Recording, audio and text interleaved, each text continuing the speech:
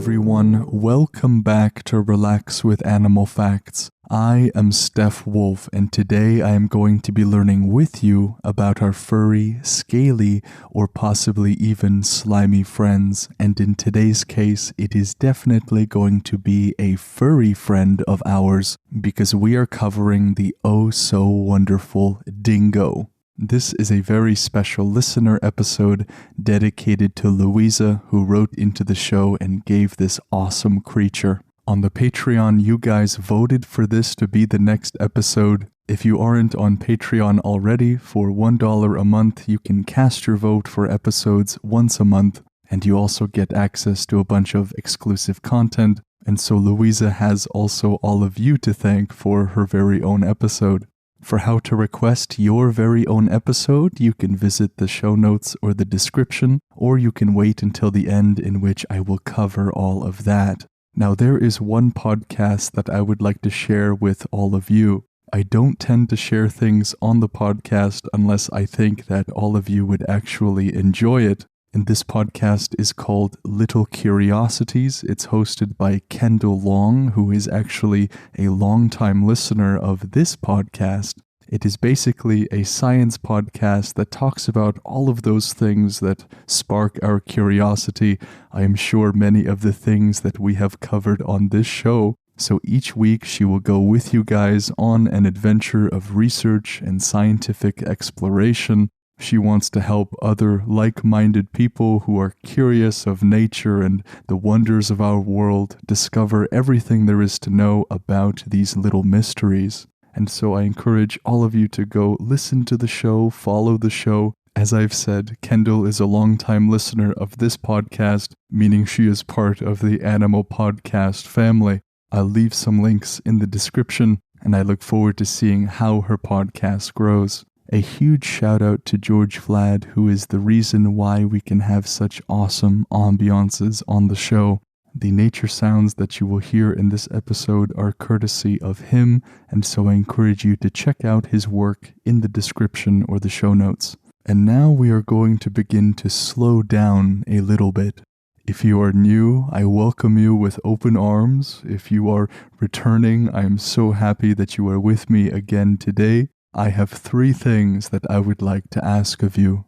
The first is that you put on a pair of hiking shoes that are breathable. We are going to be needing those for where we are going today. And the second thing I exhort you to do is to notice perhaps where you are carrying some tension. Maybe you're not quite sure of where you are holding that tension. What helps for me, and might help you, is to start from the bottom of the feet and just slowly make your way up to the top of the head. You might notice you are shrugging your shoulders, clenching your hands. All of us here are different, but my exhortation to you is the same. Do your best to relax whatever it is that is tense for you. Bring into your imagination some jello. It can be whatever color you want. So think of that red, green, yellow jello and do your best to imitate it. And the third thing I encourage you to do is to give your mind permission to wander and journey with me into an Australian forest where the dingo resides.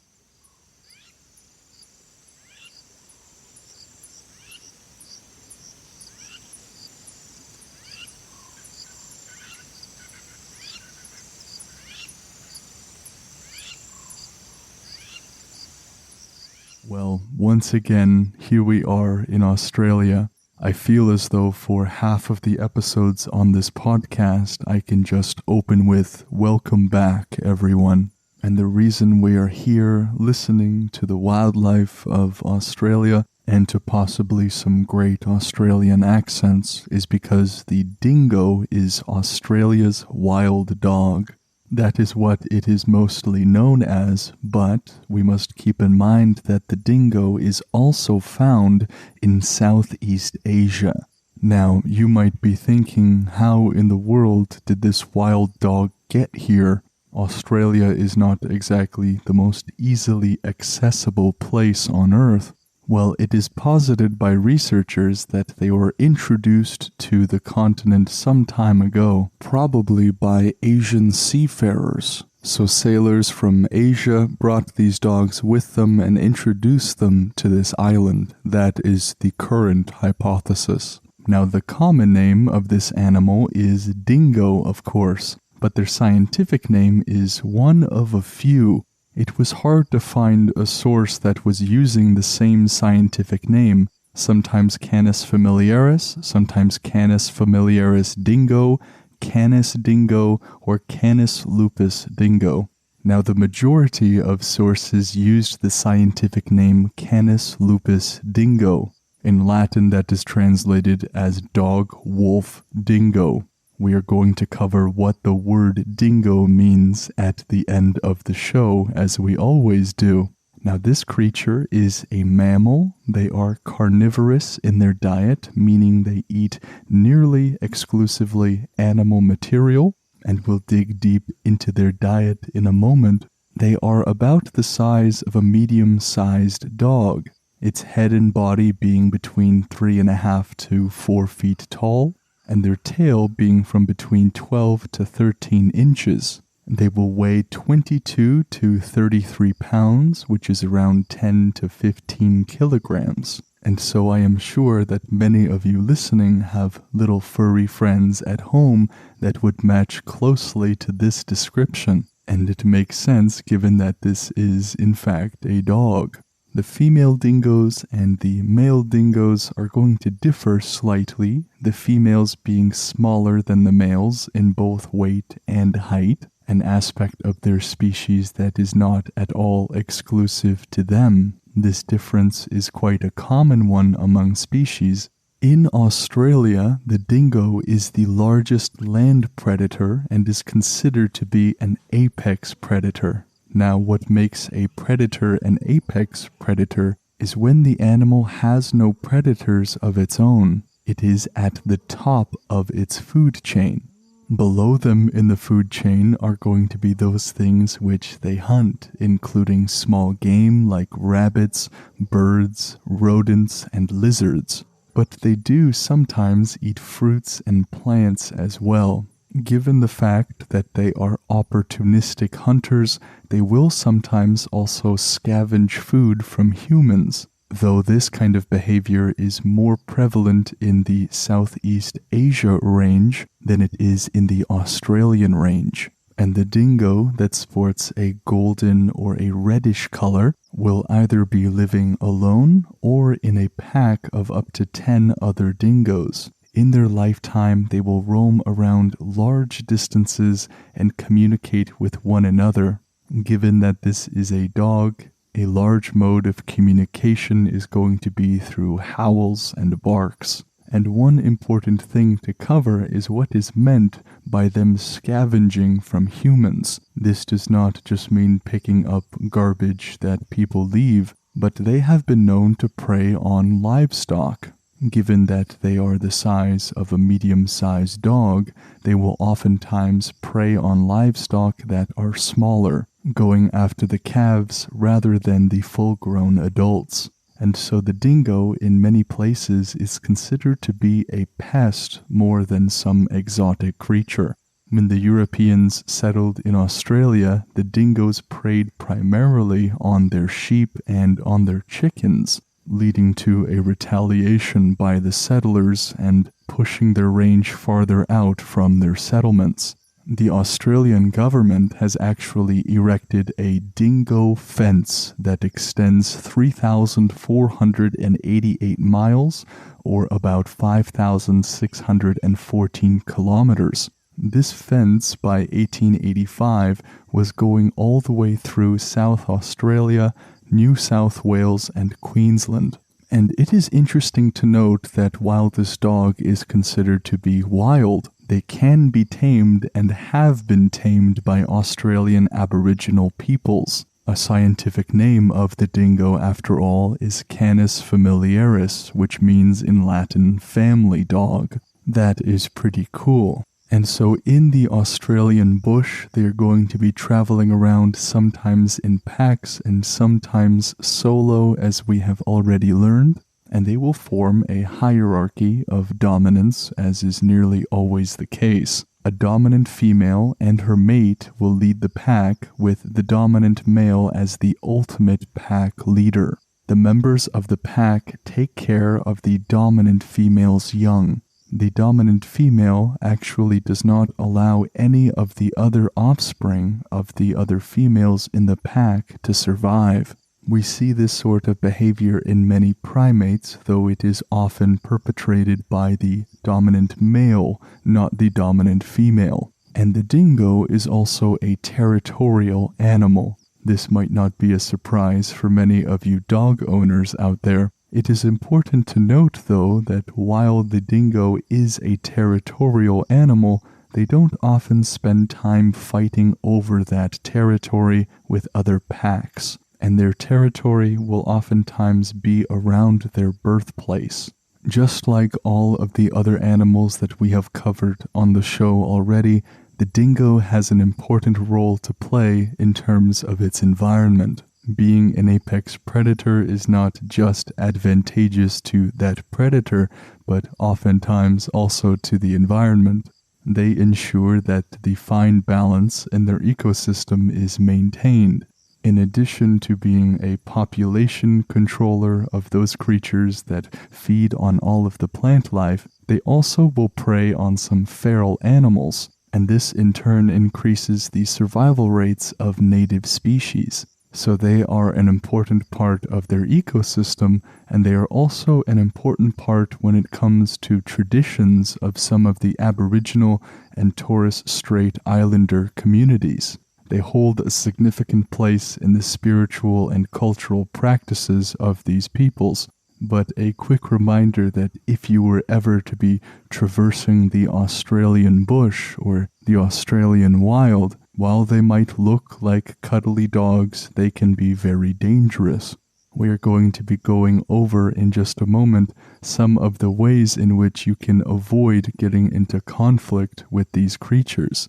But before we go into that, let's talk about the dingo puppies. Dingoes will choose to have their pups in caves or in enlarged rabbit warrens or hollow logs. They will breed during springtime, and the females will give birth to usually between 4 to 5 puppies, but sometimes giving birth to as many as 10 at once.